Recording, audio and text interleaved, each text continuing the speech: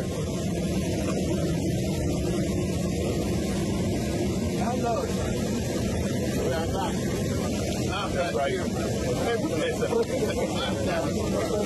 Thank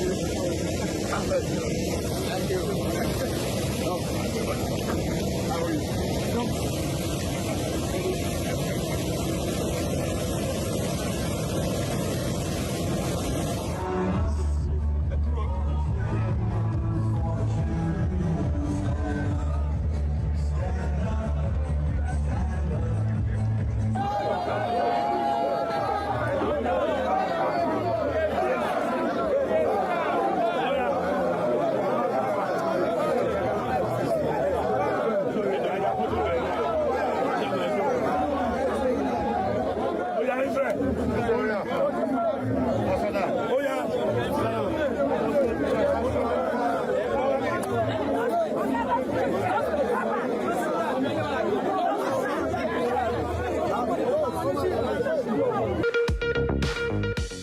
Well, we shall begin right now, and good morning to you. Good morning, and a wonderful morning to our esteemed viewers out there. Happy New Week to you. It's a wonderful week to you. And of course, we'll say thank you for joining us once again this week for another interesting and engaging edition of Daybreak Live on Dominion Television. And this takes us to the APC. I mean, it's a conversation that we must all have. And judging by what happened over the weekend, and you know, and questions and concerns being raised about the APC presidential primaries, and you know, a lot has happened actually. When you talk about the political landscape, especially with internal democracy in the APC, but one thing stands out: even though the president is still, you know, he's still very much in office, ill and healthy, you know, someone deemed it fit to challenge him and say, look, it's not going to be a walkover for you. We are not going to do a coronation, just like one of the political juggernauts in Nigeria mentioned, you know, a few months ago during the ADC meeting, and said there will be no coronation. And that's talking about Rauf Aregbesola. He mentioned that recently and said there will be no coronation. But then we cannot consider what just happened yesterday as a coronation. It was actually a contested primary, even though it was not keenly contested. But someone has to win. And Stanley Osifo gave a good account of himself, regardless of how many votes he got. At least he stood tall. He could have withdrawn along the line. And he paid over 100 million naira. You know, to get this done. I think 100 million naira for the nomination form, and then other expenses are to come. I mean, also having people monitor your votes across the country also gobs a lot of money. So let's say, give or take, he must have spent about 300 to 400 million naira over that. And that for me is not a loss. It's a man trying to put himself where he should be and where he thinks he has to be. He has put himself right at the heart of the president, whether you like it or not. The next time the president hears of Stanley Osifo, you know who exactly that is. And that politically, that's a game being played right there. It might just be, someone even mentioned that it might not really be contesting to actually win. It might just be saying, look, let me make a point. Let me put myself right there where the president sees me and knows exactly who Stanley Osifo is. Maybe in the long run, you know, there might be some benefits that comes with it. Maybe an appointment, but then that has been done. And you saw the multitude of crowds that actually welcomed the president in his home state in Lagos. And you saw how much votes he gathered, over 10 million votes. I mean, going into the 2027 general election, that gives you a clear idea of how many votes would the APC get. If his party members can give him 10-point-something million votes, I mean, there will be Nigerians who are not even politicians who will vote for him. Give or take, he knows what direction he's facing going into the next general election. All right, and so let me say congratulations to President Bola Ahmed Tinubu on winning that. I think it was democratic because according to some persons, if consensus does not work, I mean, it's best to go for the primaries, and then he won. And then also Stanley Osifo, a 50-year-old man from Ovia and Northeast local government, an Edo person, basically, and he's a businessman turned politician. And then this is not the first time that he'll be an aspirant or maybe contestant. I think in 2019 he was an aspirant under the People's Democratic Party, and then so he's not new to the game, and then he contested, even though some persons were saying, oh, it was planned, you know, Osifo never wanted to, you know, slug it out with the president. You know, people will say all sorts, you know, in issues like this, but then he's come out to defend himself to say it was not planned. I wanted to contest and I contested. So the president not asked me to go and contest. I just slug it out with him so that it will not look like a coronation, just like some persons mentioned. So basically, the president, he pulled about 10,999,000 votes and then about 162 other votes. So close to 11 million votes. And if you check his vote in the 2023 elections, he had about 8.7 billion votes. So it is massive, right? And then if you check Stanley had about 16,503 votes. In some states, he didn't even record one vote. In Edo, for instance, no vote. But then in some states, he had like 5, 4, and so even in your state, he had some votes. Exactly, and then some states he had no vote at all. But I think in Bayelsa alone, President Bola Ahmed Tinubu had about 277,000 votes. In some states, it was more than that. I think in Edo State, about 110,000 votes. So basically, he had massive vote, and across the 8,803 wards in the country, he was able to pull about 10.9 million votes. That's massive, and of course, it shows that the APC people came out en masse to come and vote for him. And now back to the discussion around, okay, maybe Stanley, it was planned, this and that. I think after the whole thing, Stanley and the president met. There was a video where they met, and then he even shook the president. The president shook him, and then he promised to work for the president, to work for the party. Because I remember, even recently, a party man was also asked, okay, after this whole election in your state, who are you going to be supporting? He said, I'm a party man. And someone said, that alone can naturally trend for it. It was asked about 4 times. Is Stanley Osifo when he went to the collation center. And then you can see that, that's a good one, looking at both of them. I don't think there's any bad blood anywhere. No, not basically, he knew he cannot win. Like so, I mean, he just wanted to contest. You can't say, never say never, actually. Sometimes politics is more or less like, it's something you can't really predict. And but I was talking to someone about the issue of gubernatorial primaries in Kwara State, and said a particular aspirant went to bed as a candidate. He was so sure that the governor had his back, and I woke up the next morning as an aspirant because someone else had been chosen, which was the Speaker of the House of Assembly in Kwara State. So politics can be a little bit dicey. What if everyone in the APC says, look, let's just turn our back at this man and then maybe look for someone else? And Stanley Osifo is also from the south. So it might just be, but then it was not likely to happen. But, permutations could actually make it seem like that. But then let's listen to, let's see the president while he was in Lagos for his primary election. Because some people made some claims about, there was a kidnapping in Nigeria, and especially in Oyo State, and he did not come to Oyo State. He was, back in his home state for the primary election. Let's listen to the president, and then we'll come back and discuss that. Does that really mean anything? And how much of a dent would that be on the president himself? We'll come back after watching this particular one. We'll be back.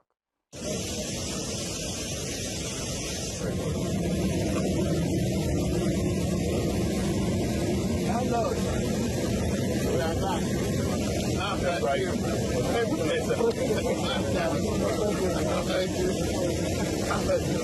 Thank you. How are you?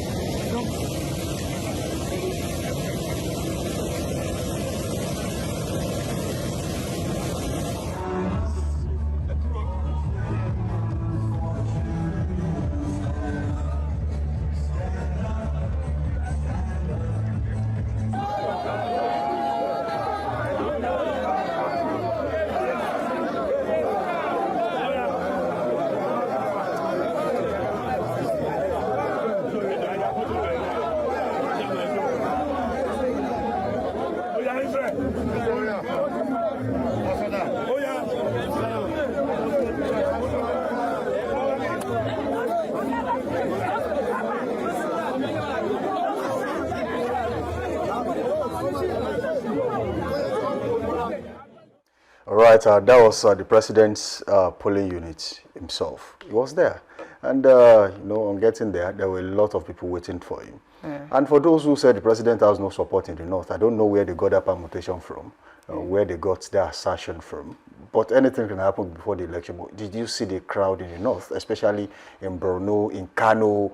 I mean, just one word was way more than what you will see. Even in Kaduna, just one word was way more than what you will see in some local governments in some states in Nigeria. Right, it was really massive. So most of the persons who mentioned that he does not have support in the North are basically people from the opposition party. So I mean, it's very normal for them to say that you will not get support, especially with the rumor that broke at the time that he wants to change his vice VP, president. yes. So people said, oh, if he decides to do that, that means he might lose, the total support that he has, from the Northerners. So people came out en masse to vote for him. See, I'm not really surprised, and maybe that's why I mentioned at the time that it was obvious that President Bola Ahmed was going to win.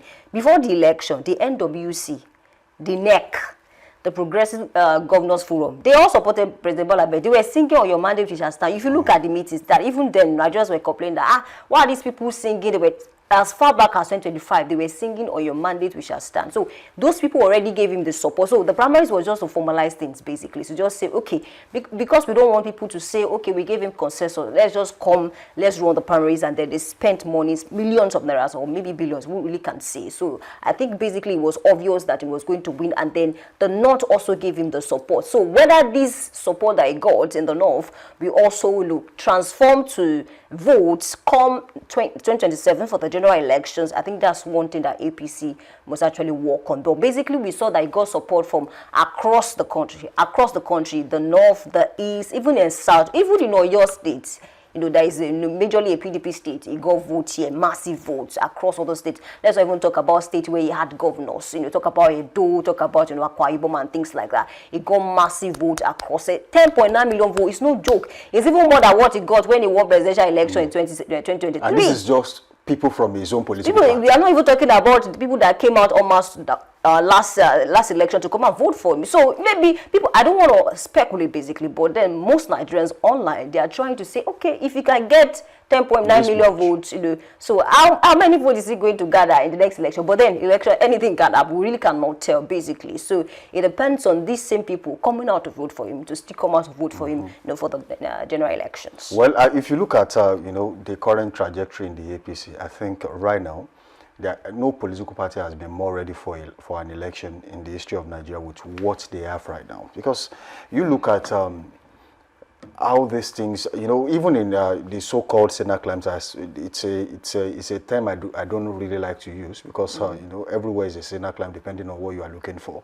But then even in the US and the UK, there are pre-elections polls where you would know, oh, we are so weak in so area. What exactly can we do to boost our votes in these areas? Oh, we are very strong here. How can we cement what we already have there? And you will know, even before the election, that there's a likelihood that this particular person would win. Look at the last presidential election in America that brought in Donald J. Trump. He knew where he was strong, he knew where he was weak, and they were working assiduously to make sure that those places he was weak, there was something they could do to make sure that they got so much votes in those places, at least to boost what they already had. And that's exactly what the APC has done. Though no opinion poll, so to speak, but then what they did with their primary, with their registration, their political parties, they made sure that they had figures. Okay, if there's any form of accusation after this election in 2027, the APC had something to bank on. Oh, when we had our primary elections, registered voters, we had so amount of votes. Are you saying we are going to have less in the general election? These are questions that people would ask, and the law is not blind. Okay, no matter how look at what Peter Obi did, after the last election, went to court, but then the court found that there were no concrete evidences that these things you are complaining about actually happened. In fact, there was a time they asked him a question: if you are complaining this much, what will happen to the person that came second in an election? So, I mean, we would first treat that of the person that came second before we now start talking about you. So, it's more or less like the APC are so prepared. Look at what they've been doing, the City Boy movement, the Renewed Hope ambassadors, which Senator Teslim Kolawole Folani is actually the leader of that particular movement in Oyo State. And in fact, he was more or less like the one in charge of coalition for the president when it comes to his primary election. And he has something to say day before yesterday. We've been talking about his silence. Okay, he's been so silent about happenings in the Oyo State APC. He's been active at the federal level, actually, because he's got some responsibilities handed over to him by the president. But when it comes to Oyo State politics, he hasn't really said anything. Yesterday, I think yesterday, yeah, he mentioned something. He said something. In fact, when you say nothing, it's actually something, actually, when it comes to reporting. Even no response is a response. Let's listen to Senator Slim Kolawole Folari. And by the time we are back, there's a lot to talk about on this particular one. We'll be back. The party has told us not to say anything. The results will be announced in Abuja, we were told. So you can't say anything. Are you going to work with whoever emerges? I'm a party man. I'm a party man. I'm a party man. I'm a party man. You are going to support the person? I am a party man. Okay, that was Senator Slim Folari. That's the party man for you. Yeah. he kept insisting, I'm a party man. And that for me means that you are sitting on the fence. Whoever wins, fine. Whoever loses, fine. As long as the party is still intact, I will be with whoever wins the election. And that speaks volume about how did not show his 100% support to someone who you call his younger brother, who has been seen lately, you know, obnobbing with him. They've been going to parties together, praying together, traveling together. And when the time came for people to see Senator Slim Folari give him his open backing, it did not happen. And that's talking about Chief Bayo Adelabu during the primary elections. Senator Slim Folari was nowhere to be found. And even his brother, who was standing right behind him in this particular video, was seen in the camp of Senator Sarafaddin Abiodun Ali. So some people were saying, look, probably Senator Slim Folari leaned more towards you know, who the president actually wanted, according to reports that the president endorsed Barrister Sarafaddin Abiodun Ali.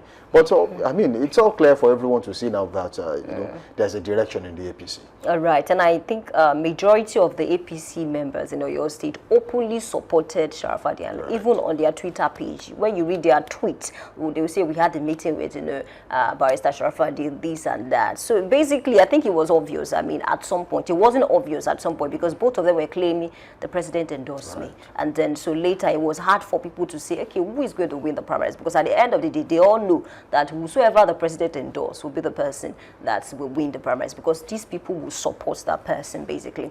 And then I also want to say that, you know, now let's just talk about, you mentioned something about the general elections. I think the last general elections 2023, I think something led to a problem, the FCT factor, because I remember that's one of the major things that, you know, Peter Obi was very, you know, keen on, to say that according to the law, his own interpretation of the law, if at all the one candidate has massive vote or more votes than others and is unable to win FCT, he cannot be pronounced as president. But then things changed because some persons were saying, oh, FCT is a state, no, FCT is not a state. So I think before these current elections, we should solve that dichotomy behind the FCT. Let's know, are we interpreting FCT as a state, or is this separate? Do we have 36 states and the FCT? Because I mean, it caused a lot of issues, you know, monies was spent over that particular issue in the court, and then we were on it for months before we actually got the pronouncement. So I think it's one thing really should settle. Now let's talk about how they were able to get votes. You mentioned they've been trying to get their members to register, and then I just feel for the opposition parties, because basically they will come out now to complain about one or two, and they are not doing what they are supposed to do. There was a time Aisha Yesu said about maybe 2 million votes, 2 million persons registered with the ADC, and then, you know, then that same person left, you know, to the NDC to go and contest for, I think, as she left, she took away about 1 million. So maybe they have like 1 million votes left now. And then till now, ADC is still struggling with whether we are going for consensus or primary elections. Because why? Amici said he's not going to step down for anybody. Even on national TV, when the interviewer was asking him, you know, would you be VP? He said, don't call me. He almost got angry, actually, because the person kept saying VP. VP said, I did not buy VP ticket. I want to contest for presidency. And of course, you know, Aya today is also saying, okay, I'm interested in contesting. And then there's Atiku, who was VP before, we know, obviously, will not never be VP to anybody. Not even the current crop of people in the ADC, because it feels like he's way ahead of them in terms of politics in Nigeria. So I don't see Atiku being, you know, a deputy to any one of them. So ADC, I don't know, they're in a lot now. You know, I don't know how they're going to manage this situation, because at the end of the day, people are still fighting for who become. Did you monitor their tickets. primary elections over the weekend? It was a lot. They had two different factions having primaries in Oyo State. In fact, one of them contested on two different platforms. He was with this faction, he was with the other faction. And that's talking about Chief Adegoke.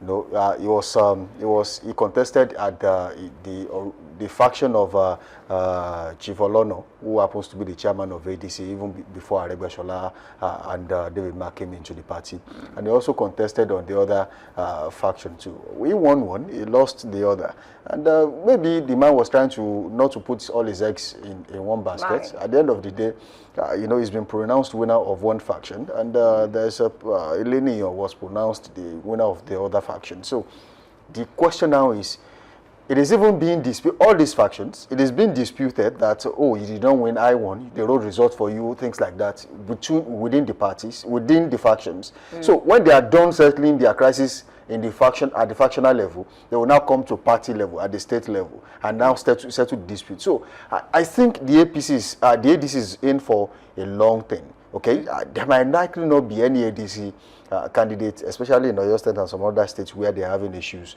on the ballot. And another thing that happened is that the Kachuku faction of the ADC also had their own convention, I think yesterday, that produced Kachuku as the presidential candidate of that political party. Whereas Atiku Abubakar is still somewhere vying for the ticket with Rotimi Amechi. It's going to be a very big issue for them to sort. And at the end of the day, they might not have a candidate on the ballot. All right. And I think when some persons were blaming Peter Obi and Kwakwanzu for leaving the party, others came out to say, I mean, it's obvious now. Do you want him to stay in that kind of party where it's obvious they were not going to give him the ticket, and they will still spend weeks going to court, to and fro? So obviously he saw that. Obi was practically begging on national TV, telling them, please, we have come to join you now. Please don't go to court. Even NDC, I think he mentioned this now, even the NDC where he's now, he said, no, let's not go to court and then waste time again. That's what he was saying. Because he doesn't believe in going to court, maybe because of what he went through in 2023. I just mentioned that the whole FCT matter, they were on need for more. So he was tired, exhausted from going to court, paying lawyers, and he said, okay, I want to stay where there's peace. Because, I mean, most people have even come out to say that he doesn't have that rigor for maybe, strong, or let me say, let's be going to court, this and that. He doesn't have that strength, basically. But then NDC, I just want to speak on ADC just before I move on now, because this party now is clear that they don't know what they want to do. So how are they going to prepare for general elections? They are not even talking about registering people again, because especially when some persons left the party. NDC too, we are not hearing so much about the party. Let's not even talk about Labour Party. Don't forget that a lot of persons followed Peter Obi when he left the party because he was a presidential candidate in 2023. So it appears that APC in a way, even beyond, I don't even know how they did it, because last weekend, before this primary election, there was a lot of chaos in the APC, basically because of the primary elections, not presidential now, the governorship, the senatorial, and of course the House of Assembly. So how they were able to manage that? See, APC is looking like a course now that you might want to study in uni, because beyond the chaos, all that happened, and some persons fought online, some persons were injured. Remember what even happened in Oyo State? They were able to manage that crisis, and people still came out like that, en masse, to vote for their candidate for the presidency. And kudos to the AP. I don't know what they are doing, but I think other political parties should also learn from the ruling party that, yes, you can be fighting. They were fighting. A lot of persons were disgruntled, but they saw that, okay, let's even come out and vote and then forget this, keep this behind us. I think that's what other opposition parties are lacking. You might be going through a lot, you might not be okay with what somebody is doing to you in the party, but when it comes to doing the right thing for your party, you should still come out and then leave certain things behind you. They don't know how to do that. The APC has always done is that when it comes to crisis, they know how to fight within the political party. They surely know how to do that. Right. But when it comes to having issues with other political parties, they will share whatever it is they are having within their own political party and face you head on. And by the time they are done with you, they'll come back and face themselves and discuss whatever it is. And I think the way the political party was set up from the beginning, it's more or less like a coalition of some political parties. We had the Congress for Progressive Change at that time, led by Buhari, and then you had the ACN at that time, and they came together to say, look, let's form an alliance. We know during the last election you got so number of votes, and we also got this. If you match that together, it means that we can win a presidential election in Nigeria. And the mathematics actually worked. And if you look at the kind of the Ashiwaju politics being played in the APC, is not the type that throws everyone away. Okay, once it feels like these I have not given to you, but then be rest assured that at the next time I'm going to get you something. I will cite an instance, and that baffles me a lot. You remember the kind of wave Jandor made in Lagos in the last general election, and he went to the APC. Whatever took him to the APC, I don't know. Even his deputy, Fukaklele, has moved on with has her life. moved on with her life. So Jandor went to the APC. He said he was going to contest, and till now he has gone to rest about it, and he's not even talking about his ambition anymore. And you look at SMA Gold, Samuel Mawuyon, Dr. Samuel Mawuyon Ajose, who actually was, was willing and hell-bent on slugging it out against KOH, Kadri Obafemi Hamzat, who is the Deputy Governor of Lagos State right now. In fact, when people told him to step down, he said he wasn't going to do it. And by the time the president called him, he told his people who were visibly crying at the scene and said, look, the president said I should step down. That's how we'll sort it out later. I mean, that whatever it is he told him to step down still needs to be studied. And now he talks to them to say, look, this is what I want. And I feel like the same thing was done in Oyo State, just that some people did not want to listen to what the president, they felt like they had a chance. And, they actually went for it. And it's a concern, actually, because, I mean, the same game that is playing out in Oyo APC this time is the one that played out in 2022-2023. Right. So if there is no taking... There might just be an opposition in Oyo State for another 8 years. For another 8 years, if they don't do it right. Because at the end of the day, people are saying, oh, this man resigned his job, and then through his weight in the contest is saying the president endorsed me. It was actually funny to us. Maybe some person saw today, and that was why they were concerned for Adelabu when he resigned. Because at some point, people were even concerned for him. Why would you go and resign when it's not even certain that you'll get a ticket? But maybe because he felt, he has the popularity. This is not the first time that he'll be contested. He's contested severally, and then he got, some reasonable votes too, alongside the likes of Teslim. So APC or your state, I don't know how they want to play it. But then if you look at the body language of, let's say, 80 to 85% of the APC or your state member, they are supporting Sharafadin Ali. Well, so you see, really cannot tell what will happen, basically. Now, let me quickly say this before we leave this topic this morning. There is no way they will not support Barrister Sharafadin Ali, and I'll tell you that. As at the time they were all supporting Barrister Sharafadin Ali, their hopes and their aspirations to return to office was hanging by a thread. They needed that ticket. And by all indications, the only person that got the nod, visibly by what we were saying, was Barrister Sharafadin Ali. So if you want a return ticket, I don't see you queuing behind someone else. Another thing that happened was the fact that, look at that of Engineer Remi Oseni, who was a member representing, I think, Ido Ibarapa Federal Constituency. And what happened was that he was given a senatorial ticket. Right? A nod to contest as a senator. And what he wanted, where he was going, was currently being occupied by someone who is supporting. Who's contesting? Who is, of course. You don't need an angel to tell you where he was going to be. So obviously he was going to support Barrister Sharafadin Ali because he was gunning for that seat. Do you even know that there are some persons who stepped down for other candidates and they have openly declared their support for Sharafadin Ali? Yes. You really cannot tell where they're doing that. So it's about interests. Of course. And that's why you see that those people like Jandor that stepped down, they didn't just step down.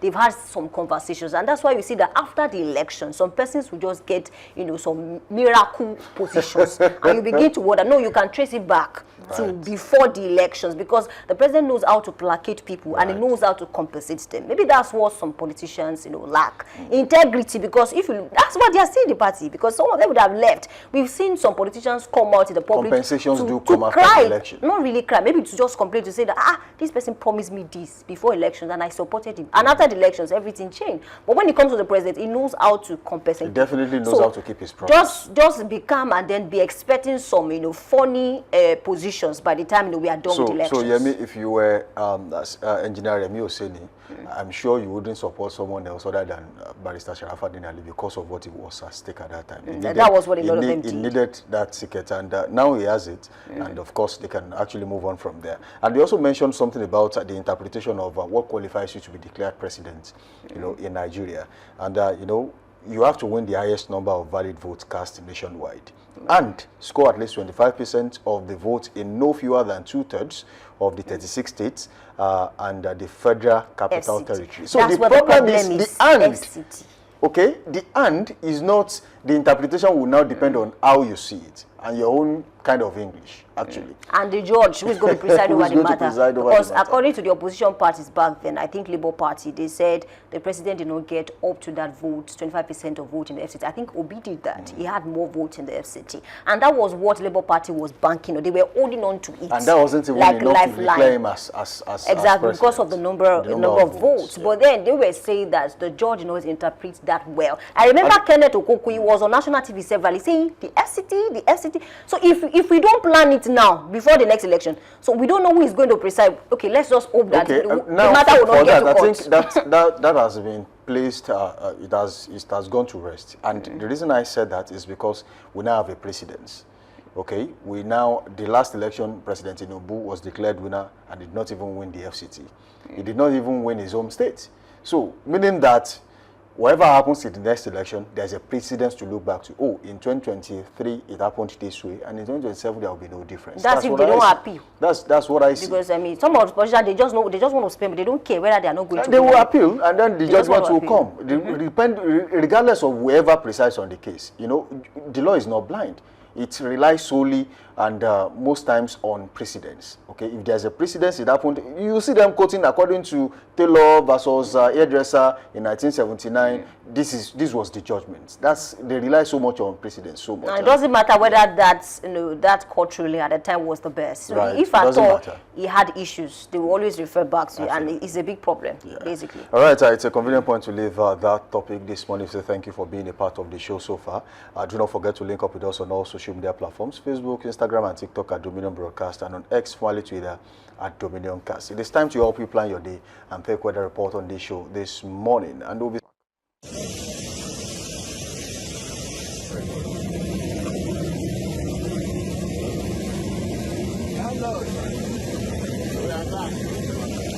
Right here. Thank